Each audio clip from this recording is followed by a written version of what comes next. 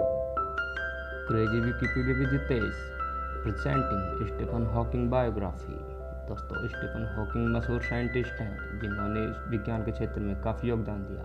Stephen Hawkins का जीवन शुरू से ही काफ़ी कठिनाइयों से भरा हुआ था, लेकिन फिर भी उन्होंने वैज्ञानिक बनने के अपने सपने को पूरा किया और विज्ञान के क्षेत्र में अपना अनगिनत योगदान दिया। उनके योगदान के चलते कई ऐसी चीज़ों के बारे में खोज की गई जिसकी कल्पना शायद ही पहले किसी ने की हो। दोस्तों, स्टीफन हॉकिंस का पूरा नाम स्टीफन विलियम हॉकिंग है, जिनका जन्म 8 जनवरी 1942 को कैम्ब्रिज इंग्लैंड में हुआ था और उनकी मृत्यु 14 मार्च 2018 को 76 वर्ष की उम्र में कैम्ब्रिज यूनाइटेड किंगडम में हुई थी। उनका पेशा था ब्रह्मांड वैज्ञानिक और लेखक। उनके पिता का नाम था फ्रैंक हॉकिंग और माता का नाम था इसाबेल हॉकिंग। ये उनकी बचपन की फ़ोटो है दोस्तों, और ये उनके पिताजी हैं और ये उनकी माताजी हैं। इनकी पहली वाइफ थी जेन वाइल्ड, जिनकी शादी सन 1965 ईस्वी से 1995 ईस्वी तक चली थी, और उसकी दूसरी पत्नी का नाम है एलन मेसन। साल 1995 में दूसरी शादी इन्होंने की थी, 2006 तक चली थी। स्टीफन हॉकिंस के कुल 3 बच्चे हैं। इनकी कुल संपत्ति $20 मिलियन है। इनका IQ लेवल 160 है। ये स्टीफन हॉकिंस की पत्नी पहली वाली, जिनकी शादी 1965 ईस्वी में हुई थी। स्टीफन हॉकिंस का जन्म इंग्लैंड देश में सन 1942 ईस्वी में हुआ था। जिस वक्त हॉकिंग का जन्म हुआ था उस वक्त दुनिया में द्वितीय विश्व युद्ध चल रहा था।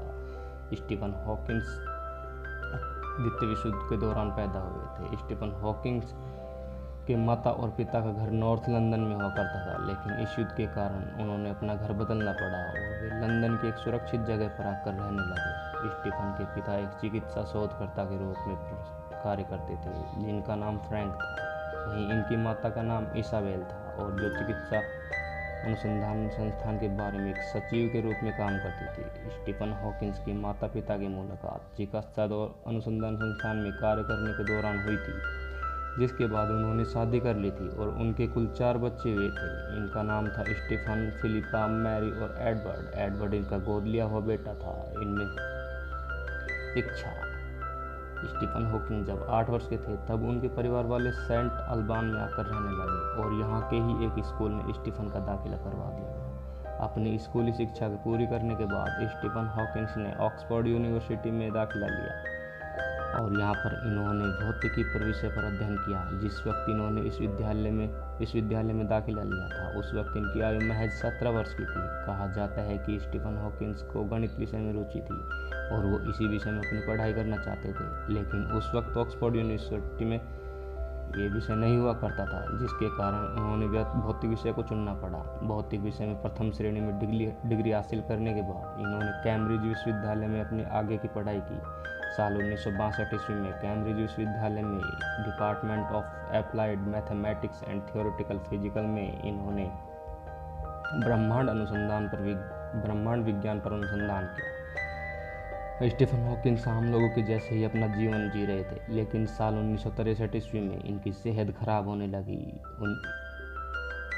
21 वर्ष की उम्र में स्टीफन की बिगड़ती हालत देख उनके पिता उन्हें अस्पताल ले गए, जहां पर उनकी जांच की गई और जांच में पाया गया कि स्टीफन हॉकिंस को एमियोट्रोफिक लेटरल स्क्लेरोसिस नामक बीमारी है। इस बीमारी के कारण शरीर के हिस्से धीरे धीरे कार्य करना बंद कर देते हैं और इस बीमारी का कोई भी इलाज नहीं है। जिस वक्त स्टीफन हॉकिंस को इस बीमारी का पता चला था उस वक्त वो कैम्ब्रिज विश्वविद्यालय से अपनी पढ़ाई कर रहे थे, लेकिन उन्होंने इस बीमारी को अपने सपनों के बीच नहीं आने दिया। बीमार होने के बावजूद भी उन्होंने अपनी पढ़ाई को पूरा किया और साल 1965 ईस्वी में उन्होंने अपनी PhD की डिग्री हासिल की।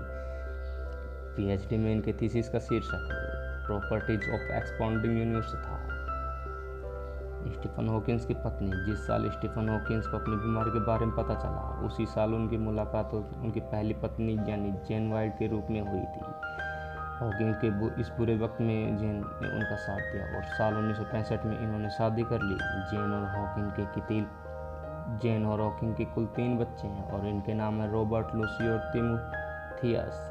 हॉकिंग की ये शादी 30 साल तक चली और 1995 ईस्वी में जेन और हॉकिंग ने तलाक ले लिया था।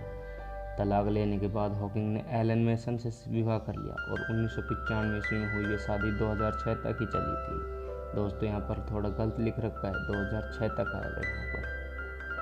ये उनकी फर्स्ट वाइफ थी और ये उनके बच्चे हैं। दूसरी वाइफ थी एलन मेसन।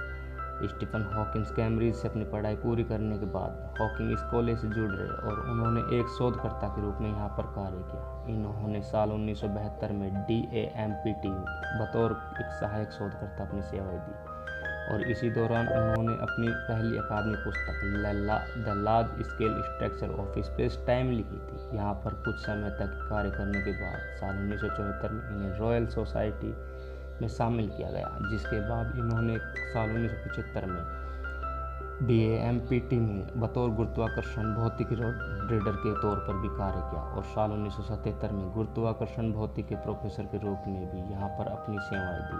वहीं इनके कार्य को देखते हुए साल 1979 ईस्वी में इन्हें कैम्ब्रिज में गणित के लुकासियन प्रोफेसर नियुक्त किया गया था, जो कि दुनिया में सबसे प्रसिद्ध अकादमिक पद है। इस पद पर इन्होंने साल 2006 तक कार्य किया था।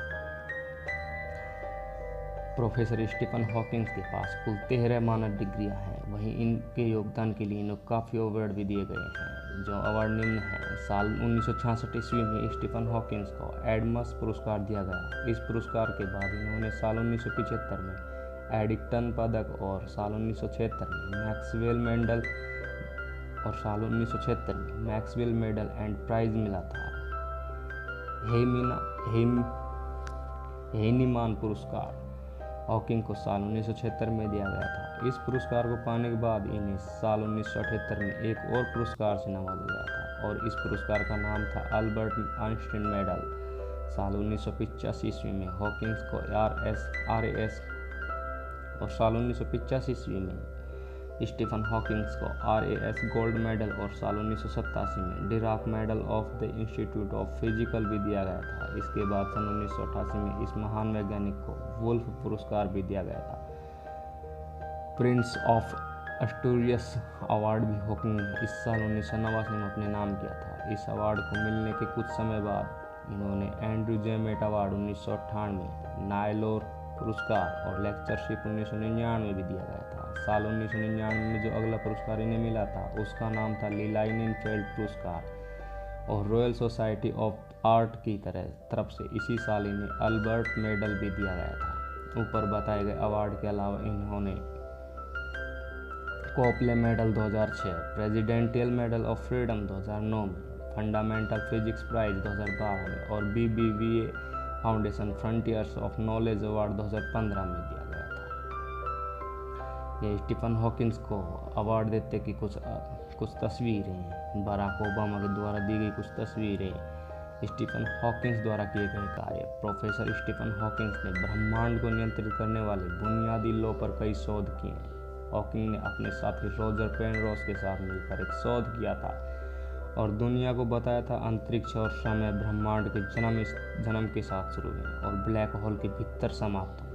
आइंस्टीन की थ्योरी ऑफ रिलेटिविटी और क्वांटम थ्योरी का प्रयोग करके मिस्टर हॉकिंस ने यह भी निर्धारित किया था कि ब्लैक होल पूरी तरह से शांत नहीं है बल्कि उत्सर्जन विकिरण करता है। इसके अलावा हॉकिंग ने यह भी प्रस्ताव किया था कि ब्रह्मांड की कोई सीमा नहीं है और विज्ञान की मदद से यह भी पता किया जा सकता है कि ब्रह्मांड की शुरुआत कब हुई थी और कैसे हुई थी।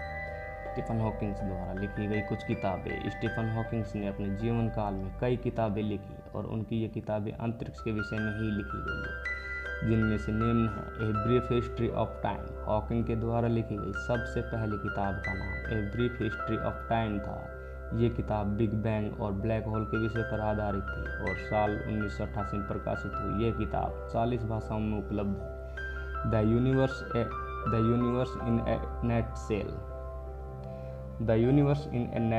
ये किताब सन 2001 में प्रकाशित की गई थी और हॉकिंग द्वारा लिखी गई इस किताब को साल 2002 में एविडेंस प्राइज ऑफ साइंस बुक मिला था। द ग्रैंड डिज़ाइन हॉकिंग द्वारा लिखी गई द ग्रैंड डिज़ाइन किताब साल 2010 में प्रकाशित हुई थी और इस किताब में भी अंतरिक्ष से जुड़ी जानकारी दी गई थी। ये किताब भी काफ़ी सरल किताब साबित हुई थी। ब्लैक होल और बेबी यूनिवर्स ये किताब साल 1993 ईस्वी में आई थी और इस पुस्तक में हॉकिंग द्वारा ब्लैक होल से संबंधित लिखे गए नियमों, निबंधों और व्याख्यानों का जिक्र था। इसके अलावा हॉकिंग ने बच्चों के लिए भी एक किताब लिखी थी जिसका नाम था जॉर्ज और द बिग बैंग। और ये किताब साल 2011 में आई थी। स्टीफन हॉकिंग्स के द्वारा कही गई कुछ बातें। स्टीफन हॉकिंग्स ने कहा है, जीवन दुर्भाग्यपूर्ण होगा यदि स्टीफन हॉकिंग ने कुछ कहा। स्टीफन हॉकिंग के द्वारा कही गई कुछ बातें। स्टीफन हॉकिंग्स ने कहा है, जीवन दुर्भाग्यपूर्ण होगा यदि ये अजीब और रोचक भरा ना हो तो। दूसरी बात इन्होंने कही है, अगर आप हमेशा नाराज रहेंगे या कोसते ही रहेंगे तो किसी के पास आपके लिए टाइम नहीं होगा। मेरे जीवन का लक्ष्य बहुत ही आसान है और ये लक्ष्य इस ब्रह्मांड को समझना है और ये पता लगाना है कि ऐसा क्यों है और ये क्यों है। इन्होंने चौथी बात कही है, अज्ञानता दुश्मन नहीं, दुश्मन जबकि वो भ्रम है जो ये कहे कि आपको सब कुछ आता है। स्टीफन हॉकिंग्स के ऊपर बनी हुई फिल्म साल 2014 में इन पर एक मूवी बनाई गई थी जिसका नाम था द थ्योरी ऑफ एवरीथिंग। इस फिल्म में उनकी ज़िंदगी के संघर्ष को दिखाया गया और बताया गया कि किस तरह इन्होंने अपने सपने को पूरा किया। स्टीफन हॉकिंग्स इंग्लैंड के कैम्ब्रिज शहर में खुद का एक घर है और इस वक्त उनके पास कुल $20 मिलियन की संपत्ति है। उन्होंने ये संपत्ति अपने कार्य, पुरस्कारों और किताबों के जरिए कमाई है। स्टीफन हॉकिंग्स लंबे समय से बीमार चल रहे थे। एमियोट्रोफिकल लेटरल स्क्लेरोसिस बीमारी के कारण इन्होंने अपने जीवन के लगभग 53 साल व्हील चेयर पर बिताए। वहीं 14 मार्च को इस महान वैज्ञानिक ने अपनी अंतिम सांस ली इंग्लैंड में और इस दुनिया से विदाई ले ली। लेकिन वैज्ञानिक में इनके द्वारा दिए गए योगदान को कभी नहीं भूला जा सकेगा। दोस्तों, हमारी बनाई हुई वीडियो आपको अच्छी लगी है तो आप लाइक शेयर